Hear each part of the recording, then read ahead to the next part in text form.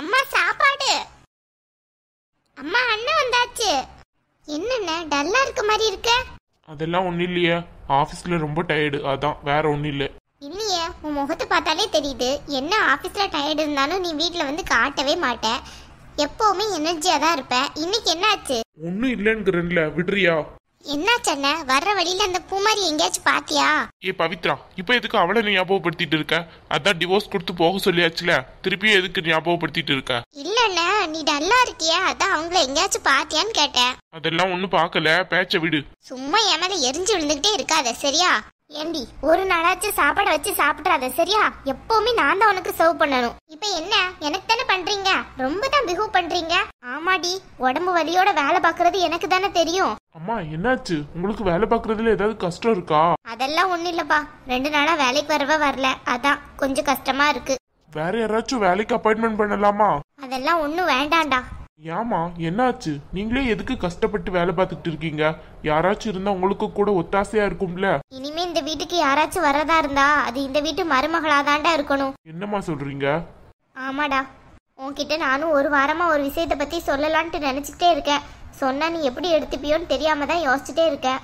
என்னம்மா என்கிட்ட சொல்றதுல உங்களுக்கு என்ன தயக்கம்? இல்லடா, உன்கிட்ட சொல்றதுக்கு கொஞ்சம் பயமா தான் இருக்கு எனக்கு. என்ன விஷயமா? சொன்னாதானே தெரியும், சொல்லுங்க. நான் சொல்றேன், ஆனா உன் விருப்பம் தான். அதுக்கு மேல நான் உன்னை கட்டாயம்லாம் படுத்த மாட்டேன், சரியா?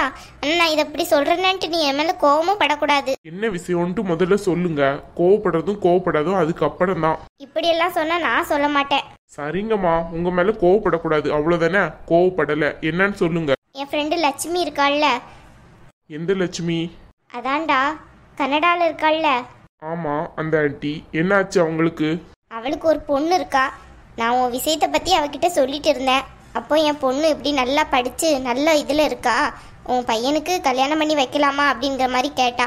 நான் யோசிச்சு தான் சொல்லணும்ட்டு சொல்லிட்டேன். உன்கிட்ட சொல்லாம நான் முடிவெடுக்க முடியாதுல்லடா. அம்மா தயவு செஞ்சு கல்யாண பேச்சே பேசாதீங்க. எனக்கு அந்த பேச்சை கேட்டாலே இதா இருக்கு. அண்ணா, உனக்கும் அவங்களுக்கும் டிவோர்ஸ் ஆகி 1 மாசத்துக்கு மேல ஆகுது. நீ என்னன்னு பார்த்தோம்னா இப்படி பேசிக்கிட்டு இருக்க. இல்ல பவித்ரா, டிவோர்ஸ் வேணா ஆயிருக்கலாம், ஆனா என் மனசுல உள்ள காயம் இன்னும் ஆறலையே. அண்ணா, அப்போ இன்னுமே பூமாரி உன் மனசுல இருக்காங்களா? சாச்சா, அவ எதுக்கு என் மனசுல இருக்க போறா? அந்த மாதிரி எல்லாம் ஒண்ணும் கிடையாது. டேய், அவதான் உன்னை போலீஸ் ஸ்டேஷன் வரை இழுத்து விட்டாண்டு டிவோர்ஸ் கொடுக்கறதுக்கு நானும் சம்மதிச்சிட்டேன். அந்த பிரச்சனை தான் முடிஞ்சாச்சுல. அப்புறம் ஏன்டா இன்னொரு பொண்ணை கல்யாணம் பண்ண மாட்டேங்கிற? உன் வாழ்க்கை இப்படியே இருக்க முடியுமா? இப்போதைக்கு என்னால எந்த முடிவும் எடுக்க முடியாதுமா. கொஞ்ச நாளைக்கு போகட்டும், அதுக்கப்புறம் பாத்துக்கிடலாம். அந்த பொண்ணு நல்லா படிச்சிருக்காடா, உனக்கு ஏத்த பொண்ணு தான். அதுவும் இல்லாம என் ஃப்ரெண்டோட பொண்ணு, ரொம்ப நல்ல பொண்ணு. அதுக்காண்டி தான் சொல்றேன். முதல்ல இப்படி ஒரு பொண்ணை உனக்கு பார்த்து பேசாம படிக்காத பொண்ணை பேச போய் தான் இப்படி ஆயிடுச்சு உன் வாழ்க்கை. முதல்லயே நல்ல பணக்கார வீட்டு பொண்ணா பேசியிருந்தா இந்த மாதிரிலாம் ஆயே இருக்காது. அவங்களும் உண்மையை சொல்லியிருப்பாங்க. இந்த மாதிரி பொய் சொல்ல வேண்டிய நிலைமையும் அவங்களுக்கு வந்திருக்காதுல்ல. நான் தான் ஏழை வீட்டு பொண்ணா இருந்தா நல்லா இருப்பாள, அவளுக்கு ஒரு வாழ்க்கை கொடுத்த மாதிரி இருக்குமேன்னு நினைச்சு அவளை போய் பேசினேன். கடைசியில உன் வாழ்க்கை இப்படி குட்டி செவரா போயிடுச்சு. அம்மா விடுங்க, அதான் நடந்துடுச்சுல. இனிமே அதை பத்தி பேசி என்ன பண்றது? அண்ணா, அந்த பொண்ணோட போட்டோ இருக்கு, நான் உனக்கு சென்ட் பண்ணிட்டா வாட்ஸ்அப்ல. அனுப்பிடி, அவனுக்கு பிடிச்சிருக்கான்னு கேட்கணும்ல. இல்ல பவித்ரா, யாரோட போட்டோவும் எனக்கு சென்ட் பண்ணாத. இப்போதைக்கு கல்யாணம்ங்கிறது என் வாழ்க்கையில வேண்டாம்னு நான் நினைக்கிறேன். அண்ணா, நீ இப்படியே இருக்க போறியோ? அப்போ அந்த பொண்ணு வேற ஒருத்தனை கல்யாணம் பண்ணி நல்லா இருக்கும், நீ வேணா பாரு. அவ அப்படி இருக்கட்டும், எனக்கு பிரச்சனை கிடையாது. வாழ்க்கையில ஒரு வாட்டி தான் கல்யாணம் வரும், அதுவும் இப்படி ஆயிடுச்சு எனக்கு. இனிமே கல்யாணம்ங்கிறது என் வாழ்க்கையில கிடையாதுன்னு தான் நான் நினைக்கிறேன். டேய் கார்த்திக், ஏன்டா இப்படி மனசொடைஞ்சு பேசுற? இங்க பாரு.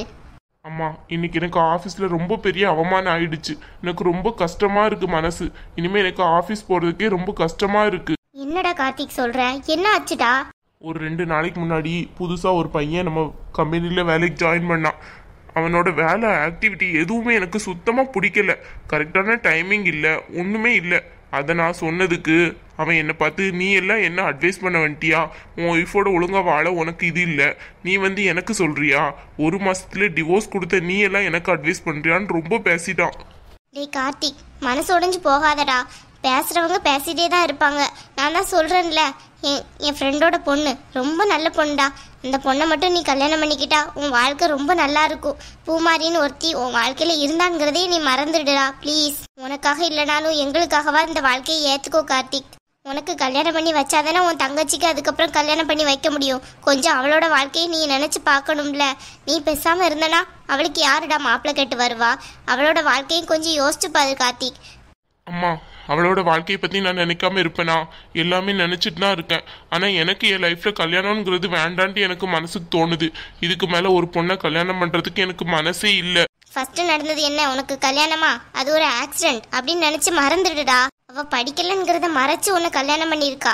அவ ஒரு ஃப்ராடுன்னு நினச்சிக்கோ. அதனால அவளை உன் வாழ்க்கையிலேருந்து தூக்கிட்டு வேற பொண்ணை கல்யாணம் பண்ணிக்கோ. கண்டிப்பாக உன் வாழ்க்கை நல்லா இருக்கும். இல்லைம்மா, நீங்கள் என்னதான் சொன்னாலும் எனக்கு மனசு வர மாட்டேங்கி. கொஞ்ச நேரம் என்னை தனியாக விடுங்க. அம்மா, அண்ணன் என்ன இப்படி பேசிட்டு போரு? அந்த பொண்ணோட போட்டோவை பார்த்தோம்னா கண்டிப்பா அண்ணனுக்கு பிடிச்சிரும்னு நினைக்கிறேன். நான் வேணா சென்ட் பண்ணட்டுமா? ஏய், கொஞ்சம் சும்மா இருக்கியா? இப்பதான் அவன் கொஞ்சமாவது மாறி வர்றான். சும்மா இரு. நீ ஏதாவது போட்டோ சென்ட் பண்ணி அவன் மனசை மாத்திராத. அம்மா, என்ன சொல்றீங்க நீங்க? ஆமாடி, இவ்வளோ நாளா கல்யாணமே வேண்டான்னு சொல்லிட்டு இருந்தவன் இப்பதான் சரிங்கிற வார்த்தையை சொல்ற மாதிரி முன்னாடி வர்றான். அதனால நீ கொஞ்சம் அமைதியாரு, எதையும் கெடுத்துறாத. அம்மா, அண்ணன் மனசுல இன்னும் பூமாரி இருப்பாங்களோ? எனக்கு என்னமோ அப்படி தோணலை. நான் அவன்கிட்ட எவ்வளோ தடவை சொல்லியிருக்கேன் பூமாரியை மன்னிச்சு ஏற்றுக்கிடலான்ட்டு. அவன் ஒரு வாட்டி கூட என் பேச்சை கேட்குற மாதிரி இல்லையே. அப்படி இருக்கிறவன் பூமாரி எதுக்கு மனசுல நினைக்க போறான்? இல்லை, அண்ணன் பேசாத பார்த்தா எனக்கு கொஞ்சம் டவுட்டா இருக்கு. சும்மா இருக்கியா பவித்ரா? அப்படியெல்லாம் ஒன்றும் கிடையாது. அப்படி அவன் நினைச்சிருந்தா பூமாரி இந்த வீட்டுக்கு வந்திருப்பாள. இவ்வளோ நாள் அவன் அங்கேயா இருக்க போறா? வேண்டான்னு முடிவெடுத்து டிவோர்ஸ் நோட்டீஸ் வர அனுப்பியாச்சு. இனிமே என்ன இருக்கு இவங்க 2 பேருக்குள்ள? அதுவும் கரெக்டு தான். டிவோர்ஸ் அனுப்ப சொன்னதே அண்ணன் தான். அப்படி இருக்கையில எப்படி திருப்பி சேர்த்துக்கணும்? நீ கொஞ்சம் அமைதியாரு. எப்படியாச்சும் என் ஃப்ரெண்டு பொண்ணை இவனுக்கு கல்யாணம் பண்ணி வைக்கணும். அம்மா, அந்த பொண்ணு பார்க்கறதுக்கு அப்படி அழகா இருக்கா. எனக்கு அவளை பார்த்தோன்னே ரொம்ப பிடிச்சி போச்சு தெரியுமா? சரிடி, பூமாரியும் பார்க்கறதுக்கு அழகா தான் இருந்தா. அவ இப்படி ஒரு படிக்காதவளா இருப்பாங்கிறது நம்ம என்ன கனவுலயே கண்டோம்? அவ ஒரு ஃப்ராடுமா. சரி விடு, அவளை பத்தி நம்ம எதுக்கு இனிமே பேசணும்? அவதான் வேண்டான்னு சொல்லி டிவோர்ஸ் கொடுத்தாச்சுல. இனிமே தேவையில்லாத பேச்செல்லாம் இந்த வீட்டுல பேச வேணாம். நானா பேசுறேன்? நீ தான் பேசுன. சரிடி, விடுறியா பேச்ச? இவன் ஏன் இப்படி இருக்கானே தெரியல. அவளைதான் வேணான்னு சொல்லியாச்சுல. இன்னொரு மேரேஜுக்கு சம்மதிச்சா என்ன? அதுக்கும் ஒத்து வர மாட்டேங்க. எத்தனை நாளைக்கு தான் இப்படியே நாளை கழிக்க முடியும்?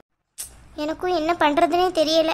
பேசாம லட்சுமியை ஊருக்கு வர சொல்லலாம். ஊருக்கு வந்து இந்த வீட்டில் இருந்தாலாச்சும் அவன் மனசுக்கு பிடிச்ச மாதிரி அந்த பொண்ணு இருக்காளான்ட்டு பார்க்கலாம்.